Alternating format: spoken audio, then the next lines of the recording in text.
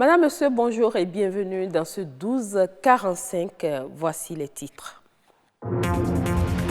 La perruque, une coiffure de faux cheveux que portent les femmes pour des raisons liées à la mode ou pour des considérations esthétiques. Les perruques sont prisées pour leur caractère pratique. C'est une pratique de consommation qui exclut tous les aliments de provenance animale. Le végétalisme, un mode de vie qui privilégie les fruits et légumes. Nous en parlerons dans cette édition. Si au Bénin, le marché de la musique est en forte croissance, le secteur demeure confronté à un défi majeur, la censure. Pourquoi censurer le contenu de certaines œuvres musicales? La réponse à découvrir dans ce journal. À nouveau, bonjour et merci pour votre fidélité. Le port de la perruque est la tendance du moment. Longue ou courte, bon nombre de femmes en portent, mais toutes ne l'apprécient pas. Chez les professionnels de la coiffure, confectionner une perruque n'est pas toujours une bonne affaire. Omolade Sani et René Arossi se sont intéressés au sujet et voici leur reportage. Confectionnées avec des mèches naturelles ou synthétiques, les perruques passent pour être la tendance actuelle chez les dames. Pas évident aujourd'hui de distinguer sur une tête bien coiffée une perruque d'une mèche tissée chez les dames. Dans les salons de coiffure, plus besoin de perdre des heures pour se faire belle. Seule la mèche est indispensable et le professionnel coiffe sur un mannequin le modèle voulu par la cliente. C'est un style qui semble être apprécié par bon nombre de femmes, mais qui n'est pas du goût de certaines d'entre elles. Moi, je préfère les perruques parce que quand je finis mes courses en ville, je rentre à la maison, je peux l'enlever et respirer tranquillement. Je n'aime pas les perruques parce que ça me donne la chaleur sur la tête. Et surtout, j'ai un petit enfant. Quand nous sommes en route ou sur la voie, elle peut toutefois tirer ça sur ma tête et ça va s'enlever. Ou si tu es sur Zem, si tu n'arrives pas à bien placer ça, ça tombe. De l'avis de ce patron d'un salon de coiffure de la place, la confection des perruques aurait un autre avantage qui pousse de nombreuses femmes à l'adopter. Le fait de tisser chaque fois les tissages sur la tête agit sur les crânes. Et non seulement ça, si tu ne sais pas faire les nattes des tissages, ça peut aussi casser tes cheveux. Avec la perruque, les femmes changent de tête autant qu'elles le désirent. Un style le matin et un autre le soir devient un jeu. Un changement qui n'est pas toujours bien vu par les hommes. Sans hésiter, je vous dis que j'aime la femme quand elle est naturelle.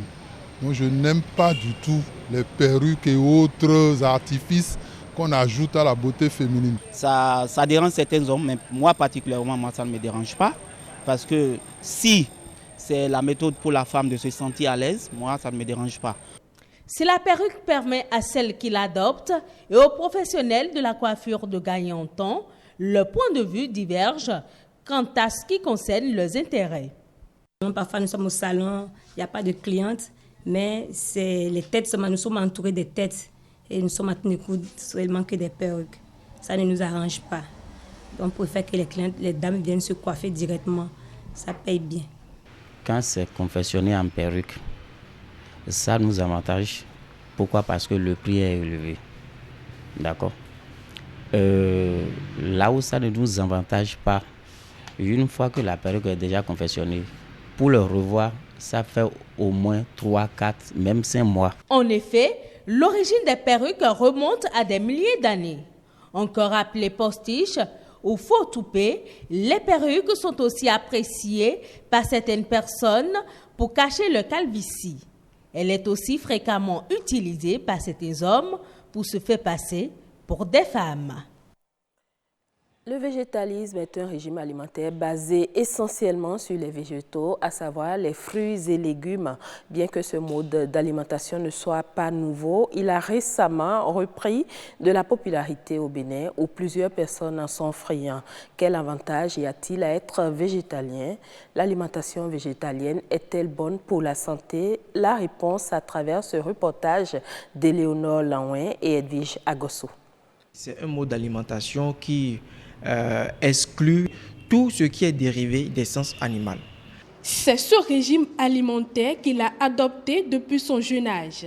Georges ne consomme que des aliments d'origine végétale. La cause en est bien simple. Quand j'étais un peu plus jeune, je n'aimais pas quand on tue les animaux, quand on les égorgeait, ça me faisait mal. Donc du coup, aller manger leur chair, ça ne me faisait pas vraiment plaisir. C'est-à-dire, je me culpabilisais. Chaque fois qu'on me présentait la viande, je n'aimais pas manger cela. Ça n'avait pas de goût, selon moi. Mais avec le temps, moi-même, j'ai découvert plus tard que ce que je pratiquais, c'était le végétalisme. Ce n'est pas un régime, mais c'est plutôt un mode d'alimentation. Ce n'est non plus une religion ni une secte. Le choix de Georges n'est pas basé sur la religion. Cependant, les nutritionnistes en rencontrent qui optent pour le végétalisme pour une raison de foi et bien d'autres encore. C'est d'ordre religieux ou aussi le gain de poids. C'est beaucoup plus ces deux raisons fondamentales. Selon l'International Agency for Research on Cancer, les sociétés qui consomment beaucoup de protéines animales s'exposent à des risques plus importants de cancer. De même, l'American Journal of Clinical Nutrition soutient qu'un régime axé sur les légumineuses, les fruits et moins de viande serait plus sain et donc bénéfique pour la santé. Preuve que plusieurs avantages sont liés au végétalisme. Dieu nous a donné tout. Il y a tout dans les fruits. Moi, les maladies que je souffrais avant d'être végétarien, quand j'ai commencé, ça a disparu. L'alimentation végétalienne augmente le quotient intellectuel. Cela a été démontré d'un point de vue scientifique. L'alimentation végétalienne augmente l'espérance de vie. L'alimentation végétalienne permet également de réduire les émissions de gaz à effet de serre. Parce que vous savez, l'industrie de bétail génère énormément de gaz à effet de serre. Je ne trouve pas d'inconvénient à ce que l'on soit végétalien. Un avis qui n'est pas partagé de tous. Les végétaliens sont des sujets à risque parce que les végétaux en fait ont cette capacité de rétention de certains micronutriments, par exemple tous les micronutriments d'ailleurs, des crevettes, les poissons qui sont des produits de mer qui en réalité sont très riches en iode. Lorsque le végétalien se prive de ces aliments, il peut avoir ces problèmes de carence en iode qui plus tard vont conduire à des problèmes de goitre des femmes. D'accord, qu'elles soient allaitantes, enceintes ou ni allaitantes ni enceintes, déjà à partir du jeûne, elles ne peuvent pas normalement se permettre un pareil régime parce que c'est des organismes qui ont un besoin accru en ces micronutriments. Par le passé, des personnalités telles que Michael Jackson, Saint François d'Assise, Martin Luther King et autres n'auraient pas eu du mal à préférer ce mode d'alimentation. Le bien-être de l'homme dépend de son alimentation. Qu'on soit végétalien ou pas, il serait important de manger pour vivre et non vivre pour manger. Contribuer à l'éducation et à l'épanouissement de la jeunesse, c'est également le rôle des artistes chanteurs. Mais aujourd'hui, force est de constater que beaucoup d'entre eux composent des chansons avec des contenus non instructifs et vulgaires. Auguste Amoussou est un manager d'artistes. Il nous décrit la situation tout en proposant quelques approches de solutions pour la visibilité des œuvres musicales béninoises.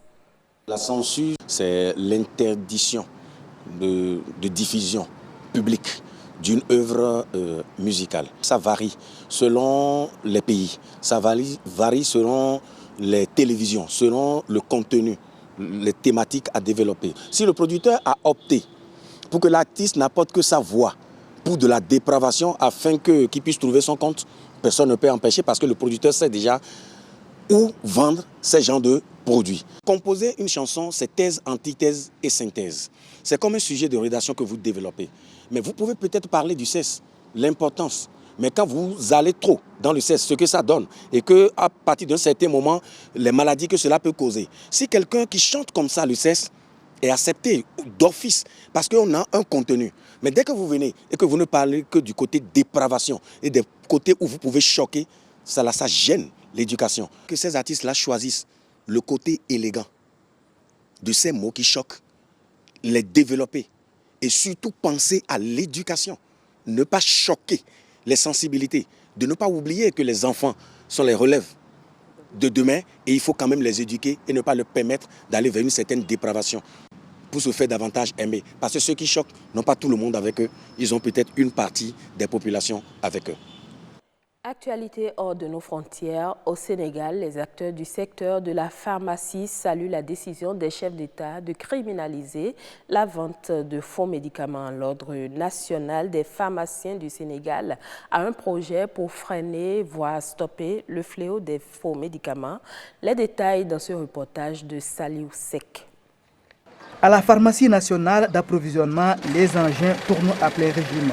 Ici, ce sont de vrais médicaments qui sont chargés pour les acheminer à l'intérieur du pays. Un travail de chaîne supervisé par la directrice qui d'emblée a salué la décision des chefs d'État africains de criminaliser la vente des faux médicaments. Cette action concertée est très importante. Elle va également permettre ensemble d'élaborer des stratégies de lutte contre ces faux médicaments et surtout de renforcer les systèmes nationaux mais également régionaux de réglementation des médicaments, surtout qui sont importés. Un contrôle systématique est mené nuit et jour pour lutter efficacement contre le phénomène. À ce niveau, nous avons un dispositif qui est bien en place au niveau des frontières terrestres, maritimes et aériennes. La douane joue un rôle d'avant-garde. Voilà. Et à titre illustratif pour 2019, les saisies s'élèvent en valeur à plus d'1,2 milliard. Donc c'est vous dire que nous sommes vraiment en plein dans cette mission sécuritaire qui est de permettre à nos concitoyens de disposer des médicaments qui obéissent à toutes les normes sanitaires édictées par la réglementation. Pour les acteurs, une plus grande sécurisation des médicaments s'impose, de la fabrication jusqu'à la distribution. Les chaînes de fabrication des médicaments sont toujours très segmentées. Vous avez le site de fabrication, ensuite vous avez un autre site pour le contrôle qualité des produits, ensuite vous avez un autre site pour la distribution des produits. Il faut donc mettre des systèmes de sécurité et de traçabilité. Le président de la République est très au fait, il a parlé de sérialisation. Aujourd'hui, on parle de sérialisation des médicaments qui permettent d'authentifier les produits dès leur fabrication et de suivre leur utilisation. Dans cette dynamique, l'Ordre des pharmaciens entend prendre cette question à bras-le-corps. Ses membres ont initié un projet majeur pour la souveraineté pharmaceutique du pays. Cette société, donc Teranga Pharma, dont les actionnaires sont les pharmaciens sénégalais qui ont décidé de prendre en main le destin pharmaceutique du Sénégal.